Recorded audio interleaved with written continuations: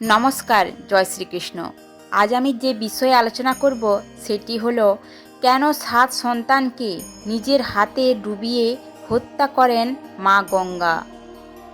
মহাভারতের পাতায় পাতায় লুকিয়ে আছে অবিশ্বাস্য সব গল্প। তাদের মধ্যেই একটি কাহিনী গঙ্গা এবং তার সন্তানদের বিসর্জন দেওয়া নিয়ে। তার 7 জন সন্তানকে বিসর্জন দিয়েছিলেন গঙ্গা। নেপথ্যে লুকিয়ে আছে অন্য গল্প। একসময় অভিশপ্ত অষ্টবসু আসেন গঙ্গার কাছে মুক্তি লাভের আশায়। প্রার্থনা করেন তাকে সাহায্য করতে। সম্মত হন গঙ্গা। বলেন অষ্টবসু তার গর্ভে সন্তান হয়ে জন্ম নেবেন এবং তিনি নিজের হাতে তাদের ভাসিয়ে দেবেন জলে, যাতে পৃথিবীতে তাদের জীবনের স্থায়িত্ব বেশি দিন না হয়। কিন্তু সন্তান ধারণের জন্য তো কাউকে বিয়ে করতে হবে। সেই বাসনা নিয়ে গঙ্গা গেলেন রাজা প্রতিপার কাছে। তিনি তখন বনে গিয়েছিলেন কোনো পাপের প্রায়শ্চিত্ত করতে। রাজা প্রতিপাকে বিয়ের প্রস্তাব দেন গঙ্গা। তারপর তার কোলের বাম দিকে বসেন। গঙ্গাকে প্রতিপা বলেন শাস্ত্রমতে কোলের ডান দিকে স্ত্রীর বসার জন্য, বাম দিকে বসবেন সন্তান এবং পুত্রবধূ। তাই গঙ্গা যেন তার পুত্রবধূ হন। গঙ্গা এই প্রস্তাব মেনে নেন। দিন যায়, ক্রমে বৃদ্ধ হলেন রাজা প্রতিপা। তিনি শাসনভার অর্পিত করলেন রাজা শান্তনুর উপর।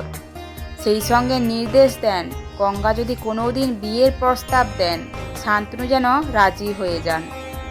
পিত্রাদেশ মনে রেখেছিলেন শান্তনু। একদিন তার সঙ্গে গঙ্গার সাক্ষাৎ হয়। দেবী রূপের মুগ্ধ হন রাজা। এক কথায় রাজি হয়ে যান বিয়ের প্রস্তাবে।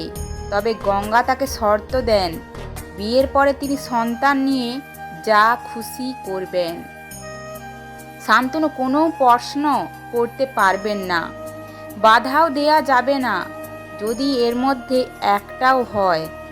শান্তনুকে ছেড়ে চিরদিনের জন্য চলে যাবেন গঙ্গা। সম্মত হন শান্তনু। তিনি কোনোদিন ভাবতেও পারেননি গঙ্গা তার সন্তানদের নিয়ে কি করতে চলেছেন। সময় মতো বিয়ে হলো শান্তনু গঙ্গার। কিন্তু যতবার সন্তান জন্মায় গঙ্গা নিজের হাতে তাকে ডুবিয়ে দেন গঙ্গায়।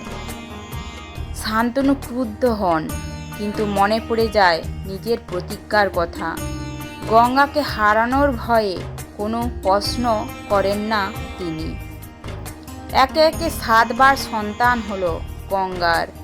7 জনকেই নিজের হাতে গঙ্গায় ভাসিয়ে দেন তিনি। অষ্টম সন্তানের বেলায় আর থাকতে পারলেন না রাজা শান্তনু।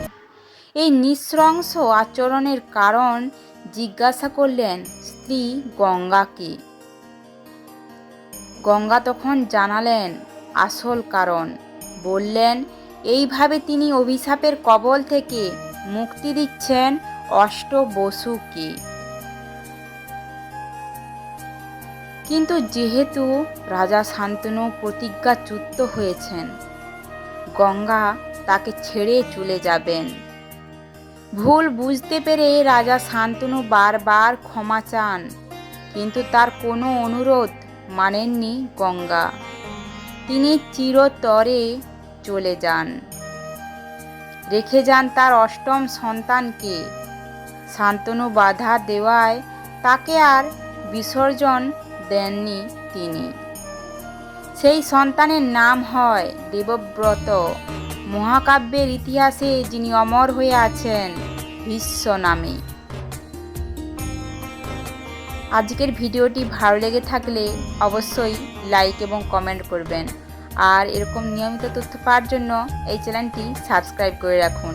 ধন্যবাদ। জয় শ্রীকৃষ্ণ।